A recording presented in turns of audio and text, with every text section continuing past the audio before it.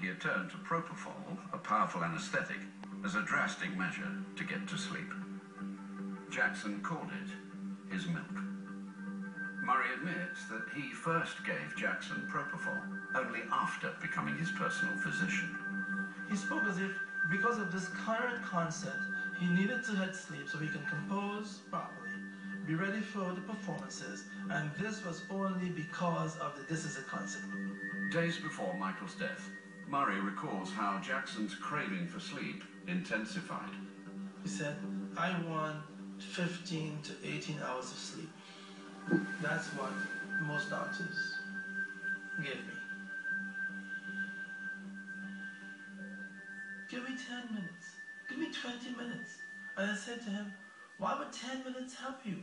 Doesn't make sense. How would 20 minutes make a difference? Oh, it really helps me. It doesn't, I can really, I'm composing. I'm at this stage of the production. By week 3 of the trial, the testimony of the prosecution's expert witnesses is devastating. Using propofol for the management of insomnia, and it's inconceivable. In 2009, Murray gave a statement to the police in which he set out how he used propofol with Jackson. The prosecution's interpretation of this statement is hotly contested by the defense, but Michael Flanagan is struggling to make any headway. Never said he gave a drip.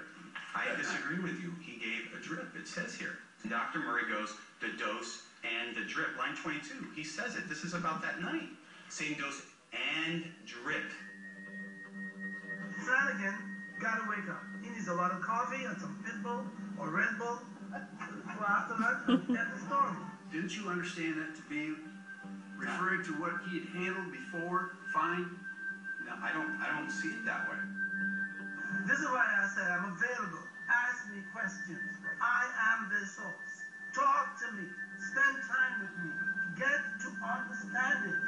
I'm available. So when you go out there and you're fumbling around like that, of course it pisses me off today. Probably should have controlled them a little bit better.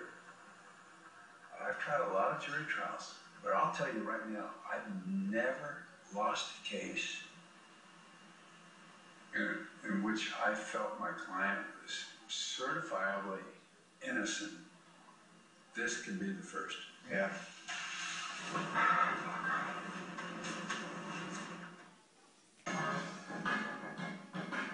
Rehearsal footage of Michael Jackson is submitted as evidence of his well-being.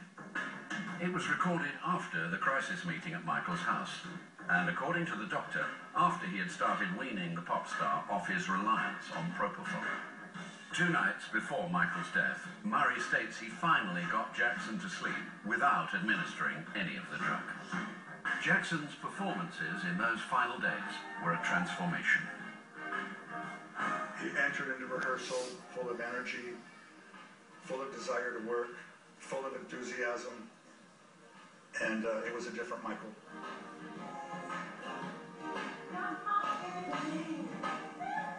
We had 2 very successful days at rehearsal.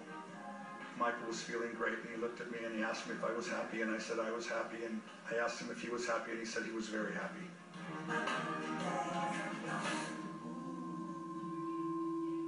As you now know, he never returned to Staples Center. Following that rehearsal, Michael was taken home, and he arrived home at about 1 o'clock in the morning. The question becomes, what transpired then from 1 o'clock in the morning till Michael's death?